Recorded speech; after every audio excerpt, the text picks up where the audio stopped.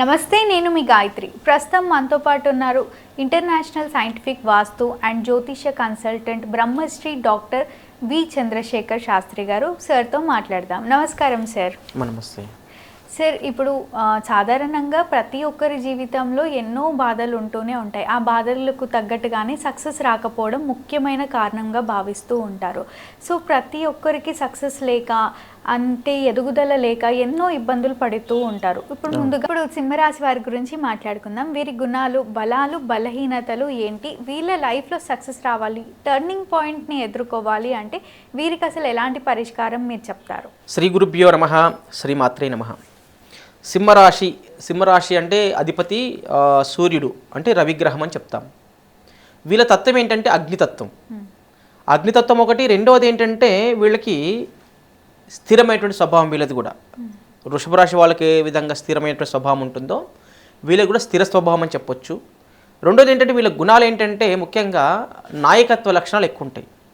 నేను చెప్పేది ఏంటంటే నిజంగా జన్మరాశి సింహరాశి వాళ్ళైతే వాళ్ళు కొంతమందికి అంటే జాతకాన్ని చూసిన దాన్ని బట్టి వాళ్ళ జాతకంలో నిజంగా అట్లా ఉంటే వీళ్ళకి నాయకత్వ లక్షణాలు వాళ్ళకు జన్మతః కొన్ని ఉంటాయి కాబట్టి వీళ్ళు రాజకీయాలు వెళితే చాలా బాగుంటుంది సింహరాశి వాళ్ళకి. అంటే అందరినీ చెప్పను, మళ్ళీ జాతకాన్ని అనాలిసిస్ చేసిన తర్వాత వీళ్ళు రాజకీయాలకు పనికొస్తారు లేదు మేము చెప్పగలం.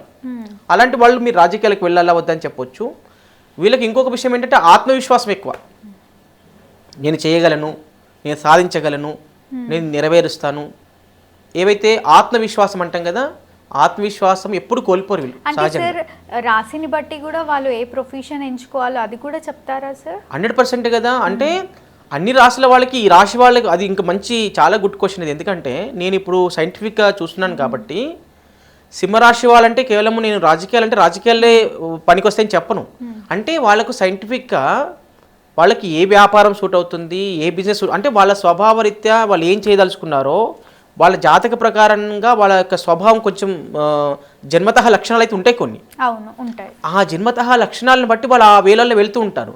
ఆ వేళల్లో వెళ్తున్నప్పుడు వాళ్ళు వచ్చి మనం అడుగుతారు, గురుగారు మేము ఈ వ్యాపారం చేస్తే మాకు అనుకూలమా, లేకపోతే ఈ ఉద్యోగం చేస్తే మాకు అనుకూలమా, కొన్ని అడుగుతుంటారు. నేను రాజకీయాల్లో వెళ్ళాలా, లేకపోతే ఏ టైప్ ఆఫ్ వ్యాపారం పెట్టుకుంటే బాగుంటుంది అనేది మీకు 100% ఏ వ్యాపారం పెట్టుకుంటే మీకు అనుకూలంగా ఉంటుంది, మీరు ఏ రాశి వాళ్ళని కానీ ఏ వ్యాపారం పెట్టుకుంటే మీకు అనుకూలంగా ఉంటుంది ఒకటి. రెండవది వచ్చేసి మీరు వ్యాపారానికి ఏ పేరు పెట్టుకుంటే కూడా బాగుంటుంది. ఆ వ్యాపారానికి పేరు కూడా అనుకూలంగా లేకపోతే వ్యాపారం డిస్టర్బెన్స్ అయ్యే అవకాశం ఉంటుంది. ఆ వ్యాపారానికి ఆ బోర్డు కూడా ఏ కలర్లో రాసుకుంటే బాగుంటుంది మీ జాతక ప్రకారంగా. ఇలాంటివన్నీ కూడా ఒక వెహికల్ కొనుక్కుంటున్నా ఏ నెంబర్ తీసుకోవాలి, ఏ కారు తీసుకుంటే ఏ కలర్ తీసుకోవాలి అనేటువంటి సైంటిఫిక్ అన్నీ కూడా ప్రూవ్ చేసుకోవచ్చు మనము. కాబట్టి వీళ్ళకి వచ్చేసరికి ఇక్కడ ఏంటంటే సింహరాశి వాళ్ళకి వీళ్ళ యొక్క గుణము ఏంటంటే వీళ్ళు ఏంటంటే ఇంకా ఉదార స్వభావం ఉంటుంది వీళ్ళకి. అంటే ఏంటి సార్? ఉదారం అంటే చాలా దయాగుణం. దయ అంటే వాళ్ళ మీద ఒక జాలి చూపించడం. ఎదుటి వాళ్ళ కష్టాలు ఉంటే వాళ్ళకి ఏదో ఒక సహాయం చేయాలి, మనతో వీళ్ళ కష్టాలుగా భావించే వాళ్ళు ఉంటారు. ఏ రాత్రి అంటే ఆ రాత్రి వెళ్ళి వాళ్ళకి సహాయం చేయడం. ఏదైనా కష్టాలు ఉన్నమరా అంటే మనము ఈ ఒక సింహరాశి వాళ్ళకి చెప్పామనుకోండి, అరే అవునా అలా జరిగిందా, నేను ఇప్పుడు వస్తున్నా అని చెప్పేసి వెంటనే పరిగెత్తి వెళ్ళడము, రాత్రి పగలని తేడా లేకుండా. అదృష్టం అలాంటి వారు మన లైఫ్ లో ఉంటే అదృష్టం. ఎందుకంటే అలాంటి ఫ్రెండ్షిప్ దొరకడము సింహరాశి వాళ్ళు అయి ఉంటే ఇంకా వాళ్ళకి స్వభావరీత్యా ఈ గుణాలు ఉంటాయి కాబట్టి ఉదార స్వభావము. అలాగే రెండోది ఏంటంటే వీళ్ళు గౌరవం కూడా కోరుకుంటారు. ఉదార స్వభావంతో పాటు నేను చేసిన దానికి ఫలితం ఉండాలి కదా, అంటే డబ్బు ఆశించకుండా గౌరవాన్ని ఇవ్వాలని వీళ్ళు కోరుకుంటారు అనమాట. అందుకని నేనేమంటున్నానంటే సింహరాశి వాళ్ళకి గౌరవం కోరుకుంటారు. ఎందుకంటున్నానంటే రాజకీయాల్లో వెళ్తే ఏమవుతుంది అంటే గౌరవ ప్రతిష్టలు కోరుకుంటారు ఎప్పుడు కూడా వాళ్ళు. అంటే రాజకీయంగా ఉంటే హోదా ఉంటుంది కదా, బాగా హోదా ఉన్నప్పుడు ఏంటంటే వాళ్ళు వస్తున్నప్పుడు, ఇప్పుడు ప్రధానమంత్రి మోడీ గారు వస్తున్నారు, రాజకీయంగా ఎదిగే ప్రధానమంత్రి అయ్యారు కదా, వాళ్ళు ఏ దేశానికి వెళ్ళినా రెడ్ కార్పెట్ వేసి రకరకాల వాళ్ళ యొక్క సంస్కృతి సాంప్రదాయాలను బట్టి ఆ దేశానికి వెళ్ళినప్పుడు ఆ నాట్యం వేయడము, రకరకాల వాయిద్యాలు వాయించడము, వాళ్ళ యొక్క కల్చర్ ప్రకారంగా వాళ్ళు ఇట్లా స్వాగతం చెప్తున్నారా లేరా? ఎందుకు చెప్తున్నారంటే వాళ్ళకి గౌరవ మర్యాదలు అంటే ఇష్టం బాగా. రాజకీయ రంగంలో ఉన్న వాళ్ళకి పేరు ప్రతిష్టలు, గౌరవ మర్యాదలు అంటే వాళ్ళకి చాలా ఇష్టం కాబట్టి ఇలాంటి సింహరాశి వాళ్ళు రాజకీయాలు ఉన్న వాళ్ళు ప్రత్యేకంగా కోరుకుంటారు. అంటే సింహరాశి వాళ్ళే రాజకీయాలు ఉండాలని నియమం లేదు. వాళ్ళ యొక్క స్థానాన్ని బట్టి, జాతకాన్ని బట్టి మళ్ళీ మారుతూ ఉంటాయి. స్పెషల్గా సింహరాశి వాళ్ళు ఎవరైనా రాజకీయాలు ఉంటే ఇవి తప్పకుండా కోరుకుంటారు. అందరు రాజకీయ నాయకులు కోరుకుంటారని చెప్పలేము. సింహరాశి వాళ్ళు అయి ఉంటే నాకు ఖచ్చితంగా గౌరవ మర్యాదలు దొరకాలి. కొంతమంది రాజకీయ అంటారేమంటే ఒక కార్యక్రమానికి రమ్మంటున్నామంటే ఎంతమంది కార్యకర్తలు ఉంటారు అక్కడ, ఎన్ని వేల మంది ఉంటారు, ఎన్ని లక్షల మంది ఉంటారు అంటే వీళ్ళు అంతమంది ఉంటేనే వీళ్ళు అక్కడికి వెళ్తారు. ఓకే సార్, మళ్ళీ వీరి లైఫ్లో బాగా సక్సెస్ చూడాలి, వీళ్ళు అనుకున్నవి అనుకున్నట్టు జరగాలి అంటే ఏం చేయమంటారు సార్? అదే ఇంకోటి ఏంటంటే వీళ్ళు గౌరవ మర్యాదలు ఇది కాకుండా మీరు బలహీనతలు అడుగుతున్నారు ప్రతి రాశి వాళ్ళకి. అంటే వీళ్ళ బలహీనతలు ఏంటంటే వీళ్ళకి చాలా అహంకారం ఎక్కువ. అహంకారం ఎలాంటిదంటే ఎవరైనా ఏదన్నా కొంచెం పొరపాటున అన్నారనుకోండి ఇంకా వీరు మామూలుగా ఉండదు వీళ్ళ యొక్క ప్రతాపం. అంటే అప్పుడే కోపం వచ్చే అవకాశం ఉంటుంది. రెండవది ఏంటంటే అహంకారం అంటే మీకు అర్థమైంది కదా ఎలా ఉంటారు. అహంకారం అంటే అలా వాళ్ళ యొక్క యాటిట్యూడ్ మారిపోతుంది. అహంకారం అనేటటువంటి చాలా ఎవరిని లెక్క చేయరనమాట. లెక్క చేయని తనం, పట్టించుకొని తనం, ఇది అహంకారం ఎక్కువ ఉంటుంది వీళ్ళకి. ఇంకోటి ఏంటంటే వీళ్ళకు ప్రశంసలు ఆశించడం అంటే చాలా ఇంట్రెస్ట్. అంటే ఇంత చెప్పాను కదా పొగడతలు. సింహరాశి వాళ్ళని బాగా పొడిగారు అనుకోండి వాళ్ళు మీకు ఎప్పుడు ఏదైనా చేసి పెడతారు. అయితే సింహరాశి వారు కనిపించడం పొగడాలి. మీది ఏ రాశి అని తెలుసుకొని వాళ్ళు పొగిడారు అనుకోండి వాళ్ళు మీకు అనుకూలంగా మీకు ఏ పని చేసి పెట్టగలుగుతారు. అంటే స్వభావరీత్యా వాళ్ళ జన్మజాతకము సింహరాశి అయితే చేయాలి. మళ్ళీ మీరు వేరే రాశి వాళ్ళు పొగిడారు అనుకోండి పొరపాటున వాళ్ళ జన్మజాతకం ఒకటి ఉంటుంది, ఈ మామూలు నామనక్షత్ర ప్రకారం ఒక రాశి ఉంటుంది. జన్మ జాతకరీత్యా వాళ్ళు సింహరాశి వాళ్ళు అయితేనే సింహరాశి గురించి మాట్లాడుతుంది. సింహరాశి వాళ్ళు అయితేనే మీరు పొగడండి. వాళ్ళు నామనక్షత్ర ప్రకారం సింహరాశి పొగిడారు అనుకోండి మళ్ళీ మీరు తిట్టే అవకాశం ఉంటుంది. నన్ను అనవసరంగా ఎందుకు పొగుడుతున్నావు అని రివర్స్ అవుతారు. కాబట్టి జాగ్రత్తగా ఉంటారు. అంటే నేను అనేది ఏంటంటే స్వభావరీత్యా ఆ రాశి అయితేనే. అంటే వాళ్ళది కొంతమందికి ఇప్పుడు సింహరాశికి కొన్ని లెటర్స్ ఉంటాయి, అట్లా ఒక్కొక్క రాశి కొన్ని లెటర్స్ ఉంటాయి. అంటే జన్మ నక్షత్ర ప్రకారంగా ఇప్పుడు మకా నక్షత్రం ఉంది, సింహరాశి అవుతుంది వాళ్ళది. వాళ్ళ మకా నక్షత్రం జన్మరాశి అయితే మాత్రం వాళ్ళని పొగిడితే ఏమైనా ఫలితం వస్తుంది, వాళ్ళు మీకు సపోర్ట్ చేస్తారు. లేకపోతే తిట్టుకుంటారు ఆ రాశి వాళ్ళు కాకపోతే. కాబట్టి జాగ్రత్తగా వాళ్ళ జన్మరాశి వాళ్ళు అయ్యి మీ ఫ్రెండ్స్ అయ్యి ఉంటేనే పొగడండి మీరు, లేకపోతే వాళ్ళతో తిట్టిపడొద్దు. మనం డెఫినెట్గా సార్ వీరి లైఫ్లో బాగా సక్సెస్ని ఎదుర్కోవాలి, వీళ్ళ లైఫ్ ఒక టర్నింగ్ పాయింట్ రావాలి. టర్నింగ్ పాయింట్ అంటే సంతానం కానివ్వండి, జాబ్ కానివ్వండి, బిజినెస్లో సక్సెస్, ఇవన్నీ కూడా టర్నింగ్ పాయింట్సే ఒక అంచనా చూస్తే.